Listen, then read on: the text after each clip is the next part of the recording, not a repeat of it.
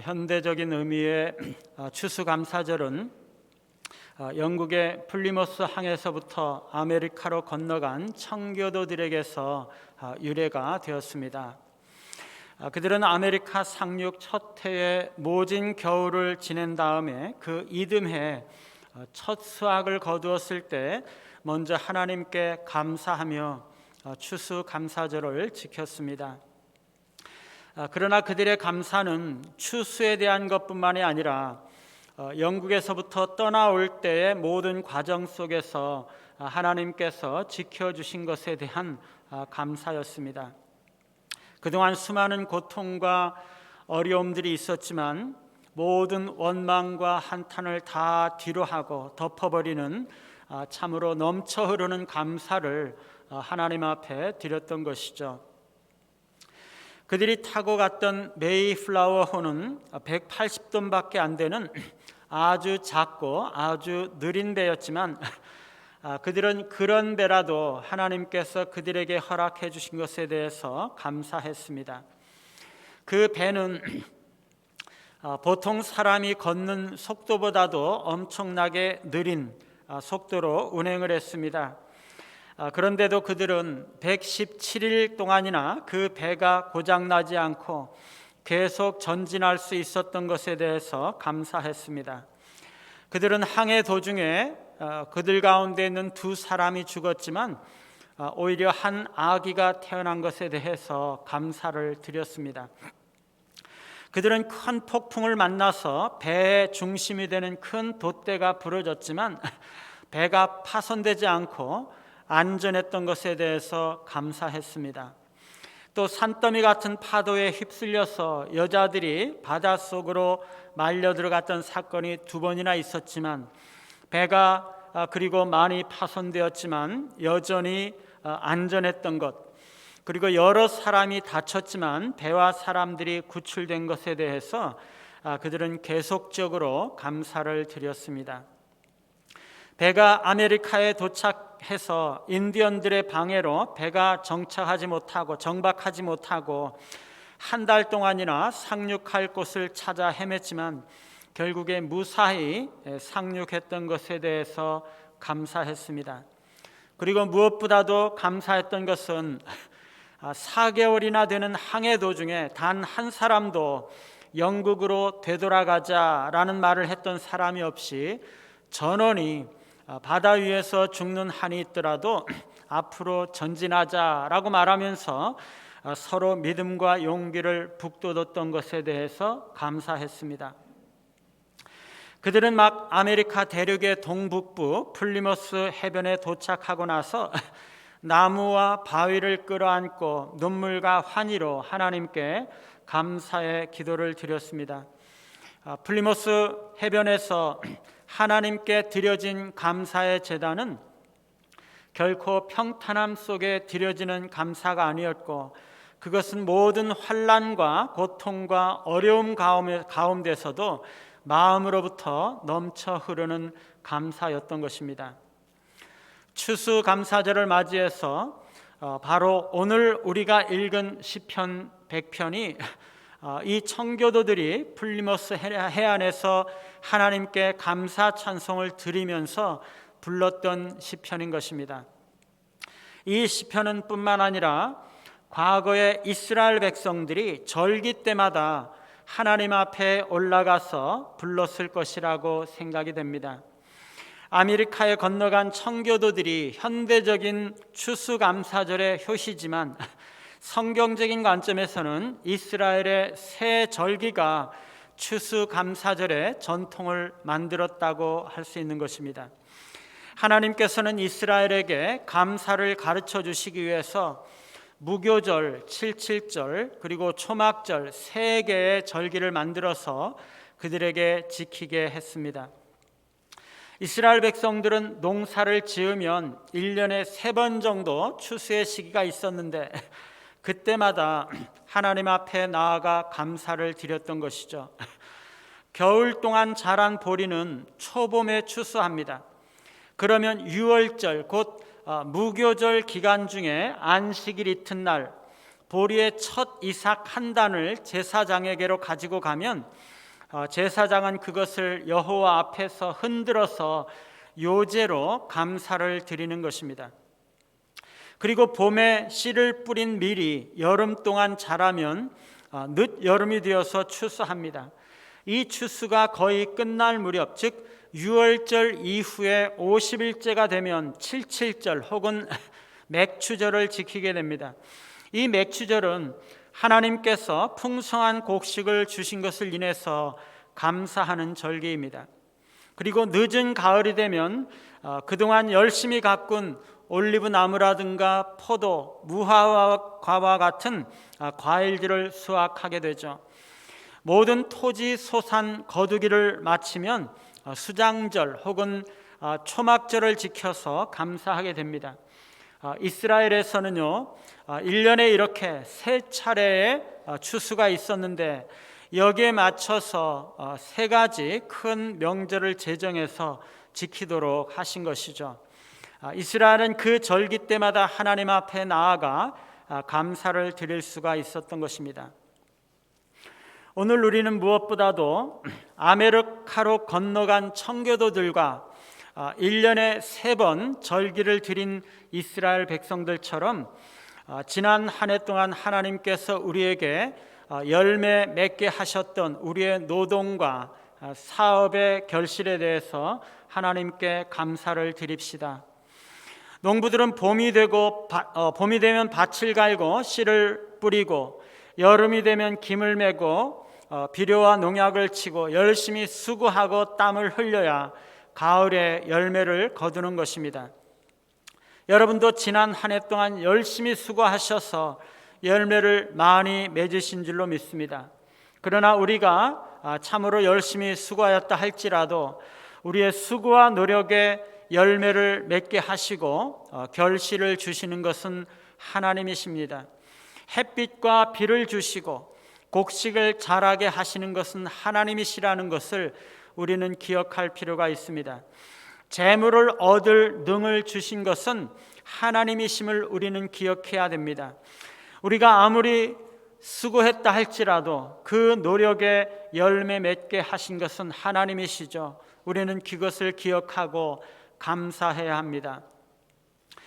뿐만 아니라 이스라엘 백성들은요 절기 때마다 성전에 올라가 감사의 제사를 드리면서 특별히 감사를 드렸던 것은 하나님께서 그들을 모든 대적과 원수들로부터 모든 온갖 그 자연 재해로부터 그들을 지켜 보호하여 주신 것입니다. 곡식과 열매들을 원수와 대적들에게 빼앗기지 않고 백성들이 자신의 수고의 열매를 먹을 수 있었던 것은 하나님께서 크신 은혜와 보호로 그들과 함께 해주셨기 때문인 것이죠. 하늘을 여시고 비를 적당히 주신 것은 하나님의 은혜요, 짐승들로부터 농작물을 지켜주신 것도 하나님의 은혜입니다. 뿐만 아니라 청교도들은 지난 한 해 동안 수많은 위험과 어려움과 환난 가운데서도 그들을 지켜주시고 보호해 주셨던 하나님의 은혜를 인해서 감사를 드렸던 것이죠. 우리도 지난 한 해 동안 직장과 사업의 열매를 맺은 것뿐만 아니라 코로나 가운데서 어려움을 겪었지만 우리 각자의 인생 속에서 고난과 어려움들을 지나왔지만 그 가운데서도 안전하게 지켜주신 것에 대해서 감사해야 합니다. 교회 안에서 풍성한 은혜로 채워주신 것에 대해서도 감사해야 됩니다. 그동안 공동체에서 낙오된 사람들도 있었지만 새로운 사람들을 보내주시고 채워주셨던 것도 참으로 감사하지 않을 수 없습니다. 감사는요, 하나님께서 선하심과 성실하심 가운데 우리에게 육체적으로 정신적으로 필요한 모든 것들을 채워주시고 돌봐주셨음을 인정하는 것이죠. 우리가 우리 자신과 우리가 가진 모든 것들이 하나님께로부터 온 것임을 인정하고 우리가 전적으로 하나님을 신뢰하고 있음을 인정하는 것이죠. 그런데 많은 사람들은 감사하지 못하고 살아가는 경우가 많이 있습니다. 왜 사람들이 감사하지 못할까요? 아마도 자족하지 못하기 때문일 것입니다. 인류 최초의 유혹은 자족을 시험했습니다.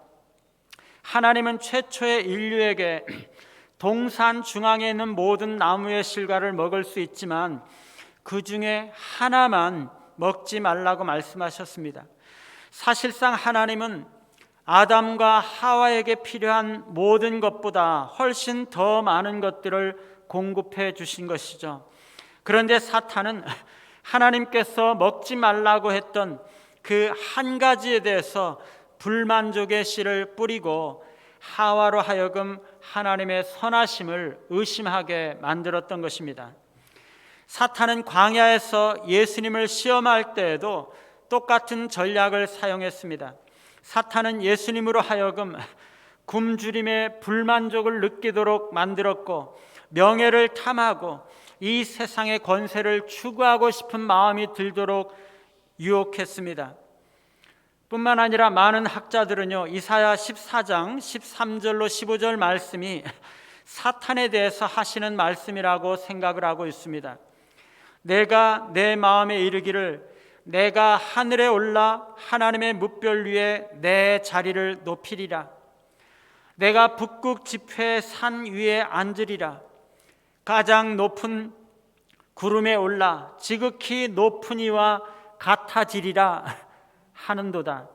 그러나 이제 내가 스올 곧 구덩이 맨 밑에 떨어짐을 당하리로다.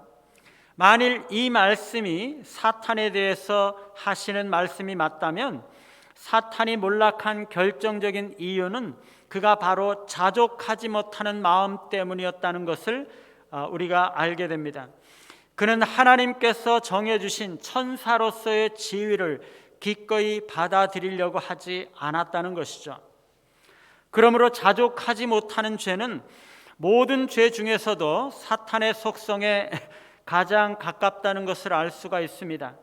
그러한 죄는 사탄이 그랬던 것과 똑같이 하나님을 거역하는 것이죠. 그러나 반대로 우리가 그리스도와 깊이 교제할 때 우리는 자족하고 감사할 수가 있다는 것입니다.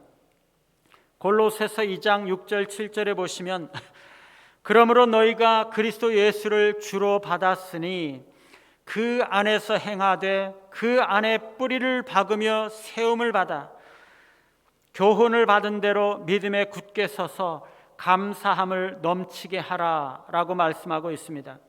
여러분, 여기서 감사의 기초가 무엇이라고 말씀합니까? 그리스도와의 생명력이 있는 교제라는 것입니다. 우리가 그리스도와 생명력 있는 교제로 연합하게 될 때에 감사는 정상적으로 그 가운데서 열매를 맺게 된다는 것이죠. 우리가 얼마나 깊이 그리스도와 긴밀하게 연합되어 있느냐 하는 것이 우리에게 감사가 나타날 수 있는 기초가 된다는 것입니다. 그러므로 우리는 감사하는 습관을 길러야 합니다. 그것은 성령의 은혜이긴 하지만 우리 개인적인 노력이기도 한 것이죠. 감사는 훈련이 필요한 것입니다. 여러분, 기도는요, 신앙생활을 오래 한다고 그냥 할 수 있는 것이 아니죠. 기도를 잘 하려면 많이 연습하고 배워야 됩니다. 은혜 받았다고 기도가 그냥 저절로 되는 것이 아니고 교회 오래 다녔다고 기도가 자연스럽게 나오는 것도 아닙니다. 기도는 끊임없이 반복적으로 배우고 훈련해야 배울 수가 있는 것이죠.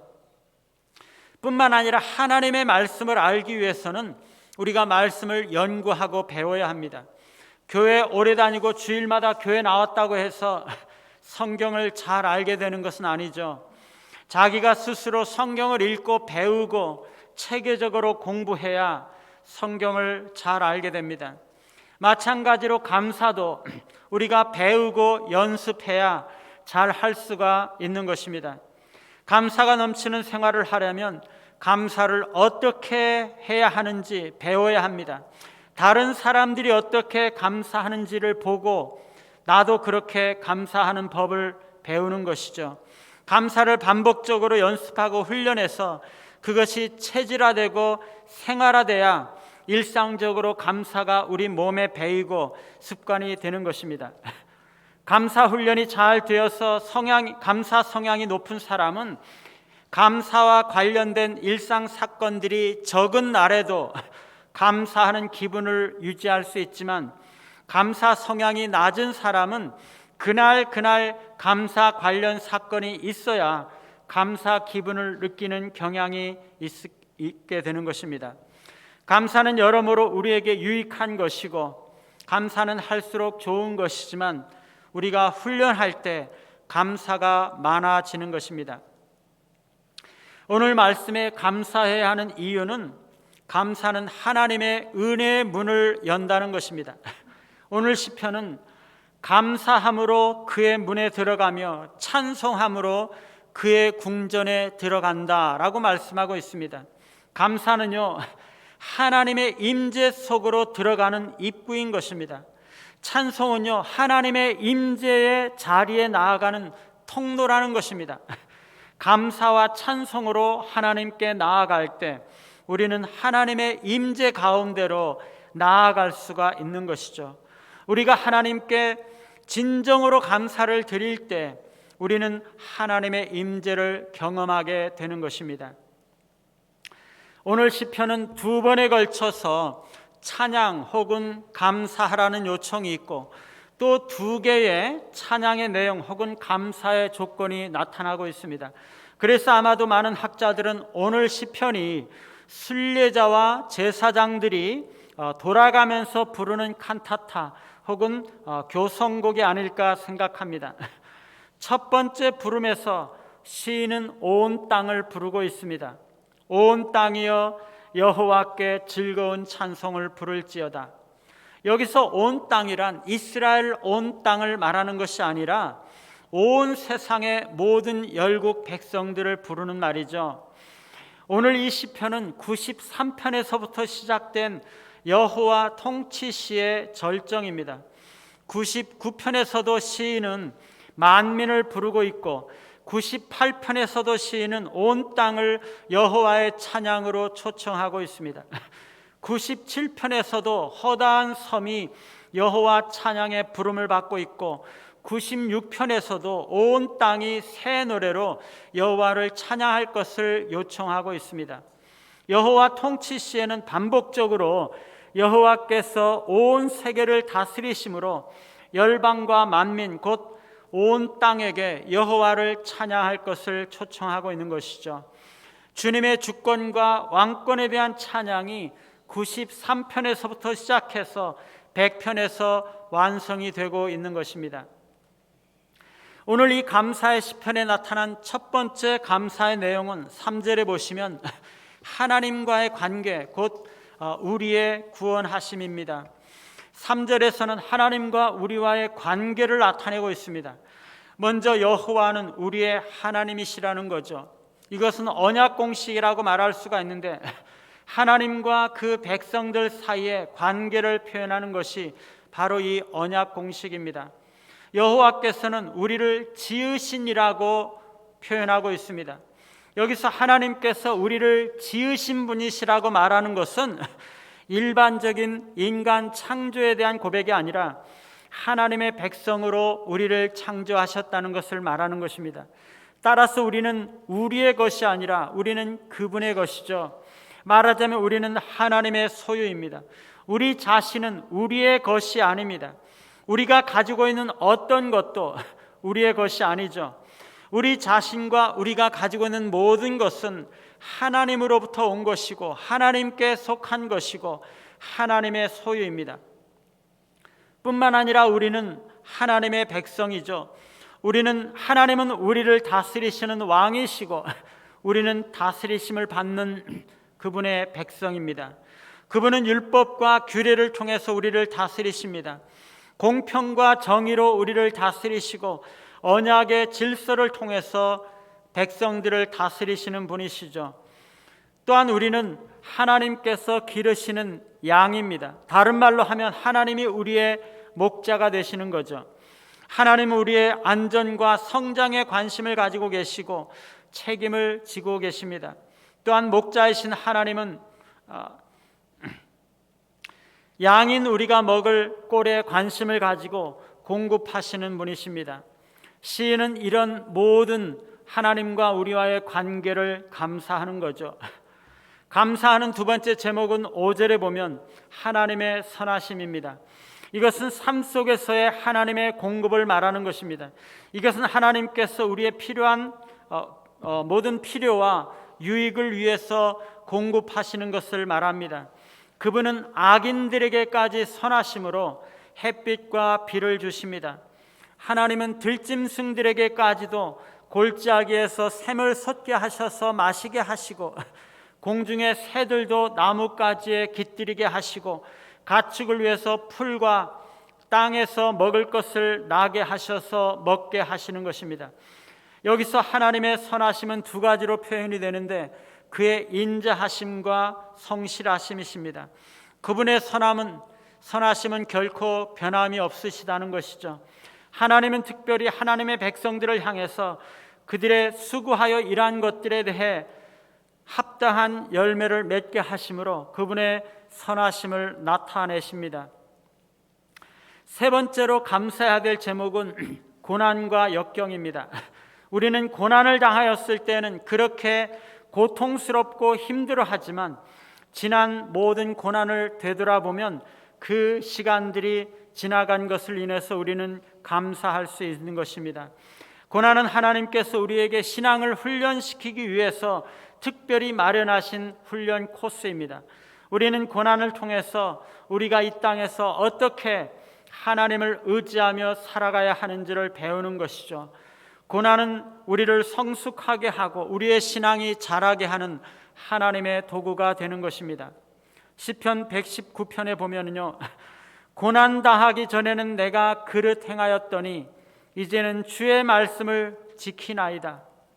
고난 당한 것이 내게 유익이라. 이로 말미암아 내가 주의 율례들을 배우게 되었나이다 고백하고 있습니다.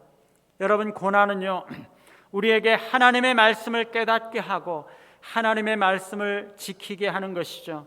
고난은 우리에게 복과 은혜를 주는 통로인 것입니다. 선천성 장애가 있는 자녀를 가진 한 부모가 있었습니다. 목사님이 그 엄마에게 물었어요. 집사님, 이 애 때문에 얼마나 고생이 많으십니까? 많이 힘드시죠? 그러자 집사님은 대답이 너무나 뜻밖입니다.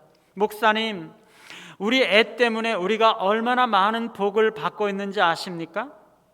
사실 고생이 말이 아니겠죠. 그래서 우리는 속으로 복은 무슨 복인가 이렇게 생각할 수가 있습니다.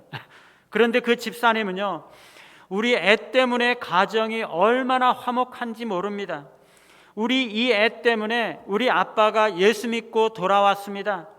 아마 애가 저러지 않았으면 아빠는 예수를 안 믿었을 것입니다. 우리 애 때문에 우리가 이렇게 잘 살아도 교만하지 않을 수 있었습니다. 우리 애 때문에 세상에서 천대받고 인정받지 못하는 가난한 사람들, 고통당하는 사람들에 대해서 관심을 가지게 되었습니다.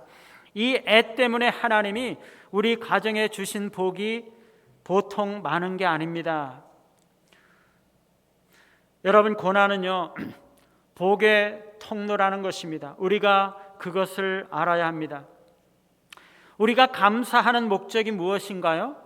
첫째는요, 하나님께 감사하는 가장 큰 목적은 그분의 선하심을 인정하고 하나님께 영광을 돌려드리는 것입니다. 시편 50편 23절에 보면 감사로 제사를 드리는 자가 나를 영화롭게 하나니 라고 말씀하고 있습니다.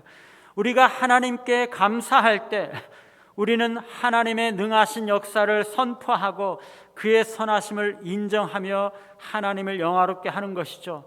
우리가 하나님께 감사함으로써 우리는 하나님의 이름을 높여드리고 그분을 영화롭게 하는 것입니다. 두 번째로, 감사는 하나님의 영광을 드러낼 뿐만 아니라 우리 자신에게는 더욱 겸손하게 만들어줍니다. 사람들은 마땅히 하나님께 돌려야 하는 공로를 가로채려는 성향이 있습니다. 우리는 받기는 갈망하지만 받고 나서 감사는 할 줄 모른다는 것입니다. 몇 년 전에 미국에서 달에 쏘아올린 한 우주선에서 심각한 사고가 발생하자 미국인들은 우주 비행사들이 무사히 귀환할 수 있도록 기도해 달라는 요청을 받았습니다. 그들이 무사히 지구로 다시 되돌아오게 되었을 때 모든 공은 우주 산업의 과학 기술과 그 업적에 돌려졌습니다. 공적으로 하나님께 감사하거나 그 공로를 하나님께 돌린 것은 하나도 없었습니다. 대개 이런 식인 것이죠. 이것이 인간들이 보이는 자연스러운 반응인 것이죠. 우리는 하나님께서 우리의 삶을 주장해 주시도록 기도하고 나서는 그 결과를 이루어 주신 하나님께 감사하기보다는 혼자서 기뻐하고 마는 것입니다. 그러나 우리가 하나님 앞에 감사할 때 그것은 하나님을 영화롭게 하고 우리 자신을 겸손하게 만드는 것입니다. 세 번째로 감사는 우리의 믿음을 북돋워 줍니다. 시편 50편 14절 15절에서 하나님은 감사를 드리는 것과 환난 날에 그를 부르는 것을 연결짓고 있습니다. 감사로 하나님께 제사를 드리며 지존하신 이에게 내 서원을 갚으며 환난 날에 나를 부르라. 내가 너를 건지리니 내가 나를 영화롭게 하리로다. 과거에 베풀어 주신 하나님의 은혜를 기억하는 것은 오늘날 우리에게 필요한 하나님의 은혜를 의뢰하도록 우리를 격려해 주는 것입니다. 빌립보서 4장 6절과 7절에 보면 아무것도 염려하지 말고 다만 모든 일에 기도와 간구로 너희 구할 것을 감사함으로 하나님께 아뢰라. 그리하면 모든 지각에 뛰어난 하나님의 평강이 그리스도 예수 안에서 너희 마음과 생각을 지키시리라 말씀하고 있습니다. 감사는 우리에게 자족함을 더해주는 것입니다. 우리 안에 있는 옛사람과 욕심은 우리의 자족할 줄 모르는 마음을 휘저 놓습니다. 그러나 감사는 하나님께서 이미 우리에게 주신 것들에 우리의 생각에 초점을 맞추게 하고 우리가 가지고 있지 않은 것들에 대해서 헛되이 바라거나 시간 낭비하지 않게 해줌으로써 우리를 더욱 자족하는 마음으로 만들어주는 것입니다. 우리에게 자족하는 마음과 감사하는 마음이 있다면 날마다의 우리의 일상이 기적이고 은혜이고 우리의 감사의 제목이 되는 것이죠. 제가 얼마 전에 보았던 영화 Miracles from Heaven, 하늘로부터의 기적이라는 영화는 기적과 같은 우리의 일상을 잘 보여주고 있습니다. 이것은 실제로 일어났던 이야기를 영화한 것인데요. 애나의 가족은 부모님과 딸 셋인데 그 중에 애나는 둘째 딸입니다. 애나가 8살 때 있었던 일인데요. 어느 날 갑자기 애나가 구토를 해서 의사를 찾아갔지만 특별한 이상은 없다는 것입니다. 얼마 후에 애나는 한밤중에 너무 배가 아파서 잠이 깨서 부모가 그를 데리고 병원으로 가야 했지만 특별히 아픈 데가 없다는 것입니다. 애나의 질병은 평화로운 그 가정에 풍파를 던졌습니다. 그로 인해서 애나는 그렇게 가고 싶어 했던 아쿠아리움 견학을 교회에서 가는 것을 포기해야 했습니다. 엄마는 병원을 돌아다니면서 진찰을 했지만 의사들은 애나가 아무 이상이 없다고만 이야기했습니다. 결국 애나를 정확하게 진찰해 줄 소아과 의사를 만났는데 그는 지금 당장 수술하지 않으면 애나가 죽는다는 것입니다. 수술을 했는데 그 의사는 애나의 병은 불치의 병이고 관련 전문가가 보스턴에 있다는 이야기를 전해줍니다. 엄마는 그에게 예약을 하려고 수도 없이 전화를 했지만 예약을 못하고 할 수 없어서 예약도 하지 않은 채 딸 애나를 데리고 비행기를 타고 보스턴으로 날아갑니다. 역시 의사를 못 만나죠. 그러나 엄마와 애나는 친절한 식당 종업원 안젤라를 만나서 보스턴 여행을 즐깁니다. 아쿠아리움도 보게 됩니다. 그리고 날이 저물어갈 무렵 애나와 엄마의 처지에 동정을 느꼈던 병원 원무과 직원은 규칙을 어기고 스케줄을 조정해서 내일 아침 7시까지 의사를 만나러 오라고 전화를 합니다. 그리고 애나는 다음 날부터 진단과 치료를 시작하죠. 그러나 별 차도는 없었습니다. 그는 희귀한 소화장애 불치병이었는데 어떤 음식을 먹어도 토해내고 진통제를 맞아도 통증이 멎지 않는 병이었습니다. 그렇게 애교가 넘치던 애나는 너무나 고통스러워서 빨리 천국에 가고 싶다고 부르짖습니다. 부모도 눈물로써 기도하죠. 그러던 어느 날 애나는 언니와 함께 집 앞에 있는 아주 높은 고목나무 위에 올라갔습니다. 나뭇가지가 갑자기 부러지려고 해서 애나는 나무 쪽으로 피하는데 갑자기 나무 속에 비어있는 공간으로 그가 떨어지고 말았습니다. 소방관들은 부모에게 애나가 안전할 것이라고는 결코 기대하지 말라고 이야기해 줍니다. 애나는 10여 미터를 머리에서부터 떨어졌는데 구출해 보니 가벼운 찰과상만 입었고 아무 이상이 없었습니다. 더 놀라운 것은 애나를 전문의에게 보였는데 소화장애가 완전히 치유가 되어 있었던 것입니다. 뿐만 아니라 애나는 자신이 그 안에서 천국에 갔었고 하나님께서 자기에게 나을 것이라고 이야기해 주었다는 말을 했습니다. 엄마가 교회에서 불치병에서 기적적으로 나은 이 애나에 대해서 간증을 했습니다. 엄마는 이 세상에 기적이란 전혀 없든지 아니면 매일이 기적이라고 이야기했습니다. 그리고 엄마는 어떤 역경 가운데서도 결코 믿음을 잃지 말 것을 도전했습니다. 그 모든 이야기를 다 듣고 있었던 회중 가운데 한 사람이 일어나서 자기는 애나의 기적을 믿지 않는다고 그렇게 말했을 때 엄마는 할 말을 잃었지만 보스턴 소아과 병원에서 말기암으로 고생하면서 이 애나와 함께 병실을 썼던 여자아이의 아버지가 애나 소식을 듣고 간증을 듣기 위해서 그 자리에 왔었는데 그가 나와서 애나의 이야기는 사실이고 자신이 불치병에 걸린 애나를 만났고 애나의 전도로 자기 딸 헤일리가 평안한 죽음을 맞이했다는 이야기를 전해 주었습니다. 사랑하는 여러분, 지난 한 해 동안 우리의 수고와 노력에 열매를 맺게 하신 것은 하나님의 은혜입니다. 지난 한 해 동안 아무런 사고 없이 어려움 없이 건강하게 살아올 수 있도록 지켜주신 것도 하나님의 은혜입니다. 우리가 혹시 고난과 환난과 고통의 시간을 지내왔다면 그것도 역시 하나님의 은혜입니다.